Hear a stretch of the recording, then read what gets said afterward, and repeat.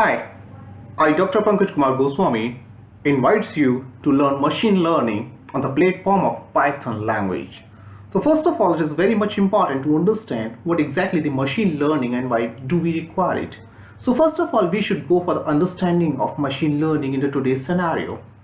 Even that nowadays, not only the scientists, engineers, industrialists, researchers, as well as the school students are also working to make their system more smart. How this system can be smarter? This is only the reason the system would be able to predict all those conditions and situations for which it is not being meant. It means it can really predict on the value which can comes in a surrounding as an uncertainty. So this is what a machine learning. It means you are making your device more smart to understand the situation that comes under the domain and react and respond accordingly.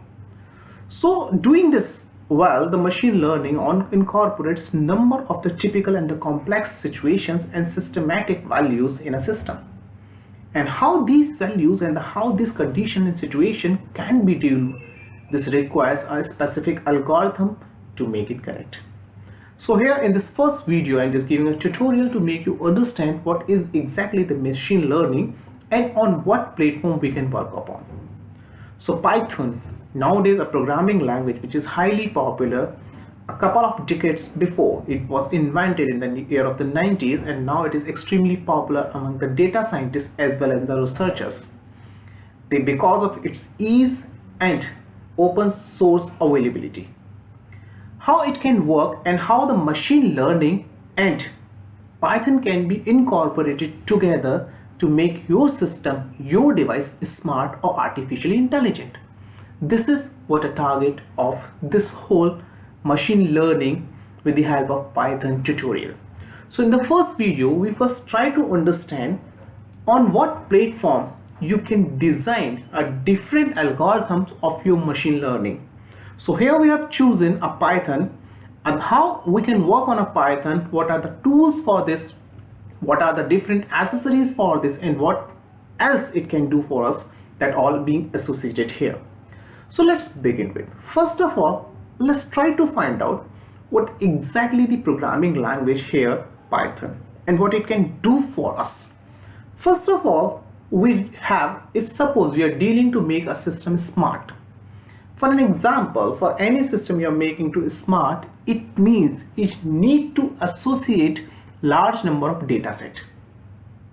As much as you have the data set, your system would be able to predict more number of values. And association of this data set make your system more complex. And how this system can be analyzed and processed, that is done on the Python platform. So first of all, the first biggest advantage you have is performing the data analysis. It helps you to analyze data in which way you want to deal it. It means suppose 10 different kind of people enters in a room from 10 different countries, and nowadays we are having an impact of a COVID. So what are the probability of a person to be infected from a COVID, from which area he is coming, which is basically belongs to red zone or high alert zone, can be analyzed with the help of all data set values. This is what performance of data analysis. So what is the probability of finding out the person who will be infected from the COVID is a situation 1. And similarly, those are the people who are definitely free from and have no chance of, that can be analyzed. This is what your machine will be doing itself to find out the data sets. Exactly. So this is what performing data analysis first. Second, automating of the task. As it is analyzing the data, now once the data is being analyzed, now it has a capacity to react, to respond. It means those are found infected, the machine can alert the system to make them quarantine, to produce an announcement that these are the peoples may be quarantined for a period. So this is what automation of the process, making our device more smart and intelligent. Learning, always adaptive. What are the new conditions? If suppose we are dealing only with the COVID-19 and something else is there, So if something else is there, that is what are learning. System would start learning different situation and different combination. This is another advantage. And similarly, it provides the whole system make you smart. So nowadays, the Python is basically giving all these facilities to you. Number one, the performing data analysis. Second, automating your task. Third, it is giving the learning of your data science and giving a machine learning process complete. This is what the beauty. Now the thing is here, how and where we can utilize this Python. Number of the tools are there, number of the IDEs are there, number of different environments are there where you can work upon. Among them, the open resources which is available everywhere is the Google CoLab, and as well as you can install Jupyter or Anaconda softwares or the Python software in your system as well. These are the open resource software available free. So here I just take example some on CoLabs on some on Jupyter notebook.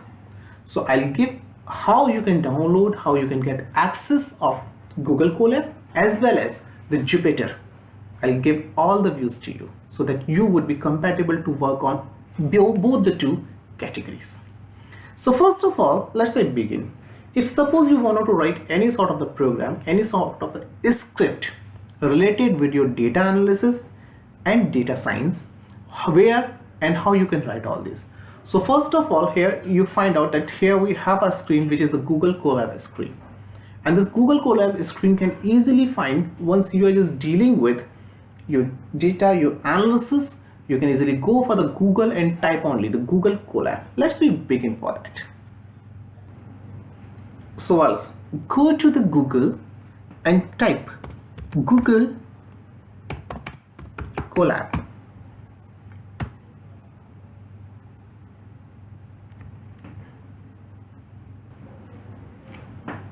While you just type this Google CoLab, soon you will be just getting a window, and here you will be getting an option Google CoLab. So open this.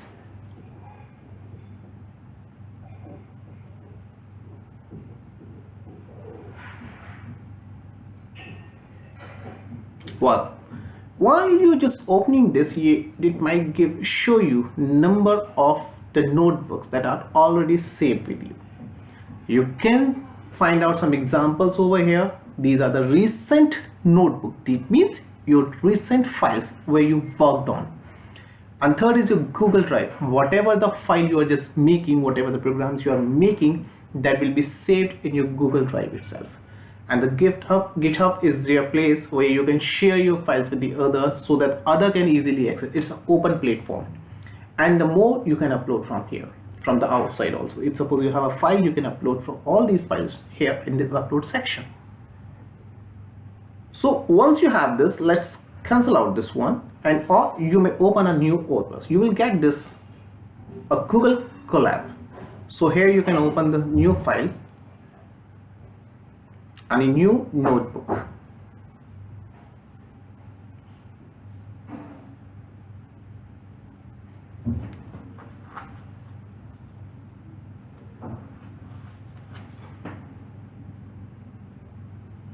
And you may choose your own directory depending upon where you wish to work upon. Like it depends upon in which drive you're working upon. So here, this is being open. So here you can just change your directory name, your file name. Suppose that I'm typing here the first, it's my first program, so I'm just typing as a first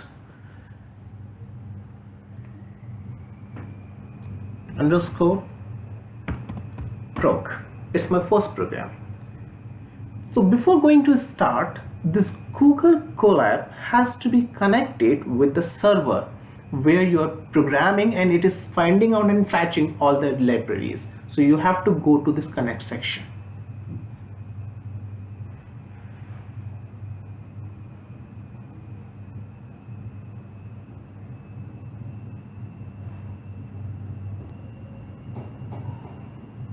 Soon it will be showing you the connection, initializing.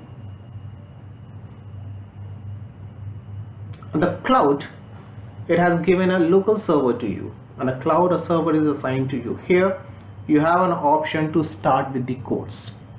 So let's begin with the varieties of the codes, and initially we'll go over the very simple calculation, because every programming gives you the mathematical calculation. So let's begin with it. So first of all, we begin with each and every programming language is nothing but as a calculator. So here let's see whether our Python is really able to work as a calculator or not. So in the code, I'm simply writing 5 plus 8. Let's see, now the code has been written and I'm trying to find out what will be the solution of this. I'll run this code. Oh, it's so good. It is giving an answer. It is giving it is 13. So similarly, not only writing this 5 plus 8 to 5 minus 8, anything you are seeking for, you may do it in this one. So like changing it here from plus to minus, let's see, because it is calculator, it should give you the answer. That's so nice. Now we have gotten the minus 3, because 5 minus 8 is minus 3. So here, so this is just only an initialization of your first program of Python. So resources available, everyone has an internet connection, everyone has a Google, everyone has a Google CoLab. So first create your Google first program, and you can perform any sort of the calculation that are very same as in any language. So different kind of a calculation can be shown to you. I'll show every calculations to you. So this all arithmetic calculation can be done with the help of Python. Moving more to the similar kind of a calculation, let's begin with some multiplication and so on to making it a bit complicated. Plus 4 and making a multiplication with the 6. Let's see whether our Python is helping us to find out this value. Exactly, now it is available to 21. So this means the Python is here giving all the arithmetical calculations. In the next section, we see the arithmetic, all the expressions can be executed using the Python, which is a very, very important, because whatever the program you're writing, there will be so many arithmetic calculation, and this platform is really capable and highly quick and efficient to find out all these. Proceeding further. So like we have understood that here in the Python you can have all the arithmetic operations, and all these arithmetic operations help you to find out the long arithmetic calculation involved in your specific program or in algorithm. Simply we have here another thing is here, it supports you to make a statement in your programming. That means you can write your statement by starting with the hash. So this hash indicate this is a programming statement or a comment which cannot be included during the process of program run. It means in this case this 5.0 is multiplied with 3 is only being included instead of this hash. Hash is giving an indication. So this indication gave you hash floating point multiplication. It means this can be multiplied. In the second case, it shows hash floating point exponential. So here we are providing this input again and showing how the exponents, it means using the double asterisk you may have exponent of it, and simply floating point exponential. These are the examples that can be determined.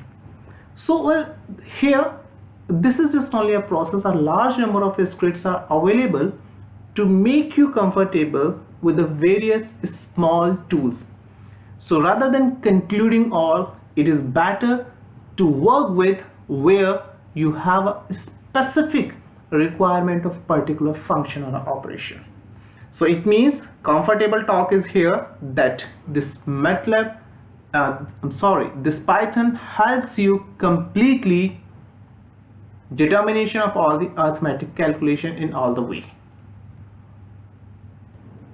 So while checking up this another program, like we have a 5 multiplied with 3, it means a floating number is here and having a multiplication with 3. Let's see what is the result. It's 15 and 15.0. Suppose that you're seeking to find out the new code line, so you may have here this code section. It will enable you another code platform line, and here you may write the more programs like floating point exponential. It means we have an exponential here, and similarly we can have a square root. So let's take it 1 here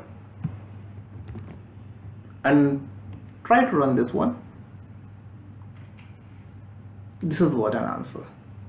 Similarly, the square root, cube root, and all the things are here.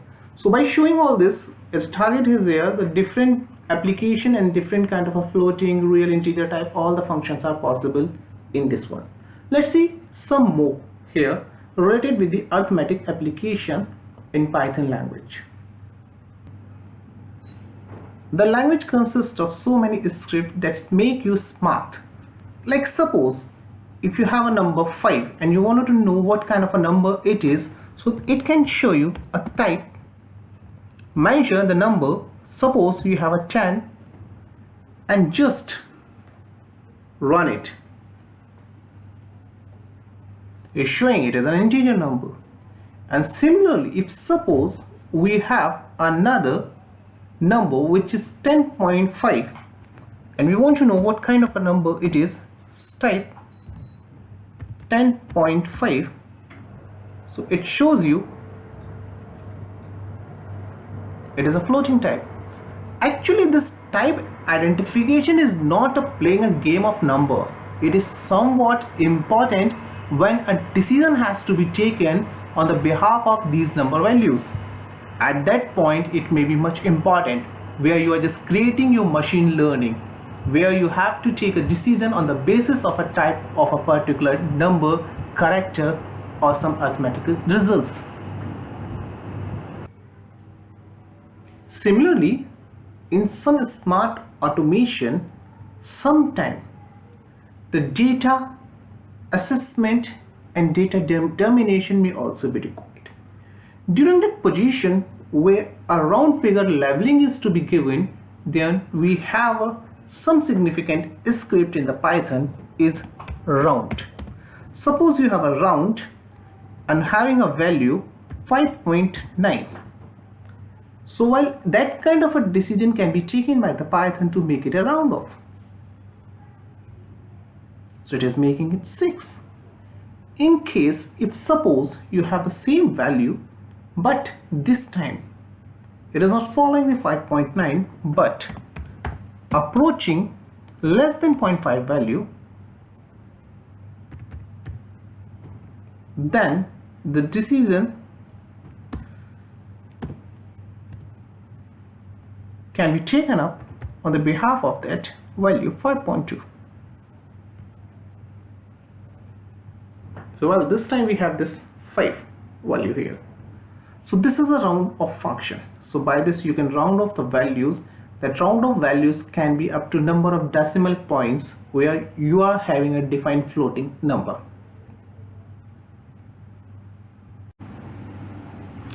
In the same sequence, let's see some of the operators which are functional in the Python for determination of desirable arithmetic operation.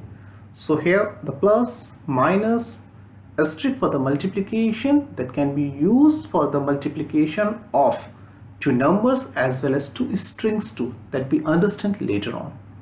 Used to divide a number, percent to use the modulus of an operator. So the modulus operator can be done and exponent operator is here. Moreover, we have few more operators which are used to assigning the values. This is what a double equal sign. It tells you giving the value of b into a. It is equalizing this one. Returns true if two operands are not equal. So this is the conditional statement. It checks the condition whether the two are equal, whether the two are not equal, whether it is greater, whether it is less, greater than or equal to, less than or equal to. So these conditions are being checked on the basis of that Python scripts will give you the result whether it is true condition or a false condition. Similarly, in the same sequence, we have few more binary operators. So like the AND operation, you are looking for to having a two simultaneous conditions. So you can use this AND. Here you can use this binary OR operator, XOR operator, complement is here, left shift and right shift operators. So more smart operators are also here. It is a plus equal to, it gives the equivalent of A plus B. Asterisk equal to, it gives the equivalent of A into B. Similarly, division and equivalent sign is here. Similarly, percent equivalent, double asterisk equivalent and double sign and equivalent is here. So basically these all helps you to determine a specific condition under your arithmetic operation.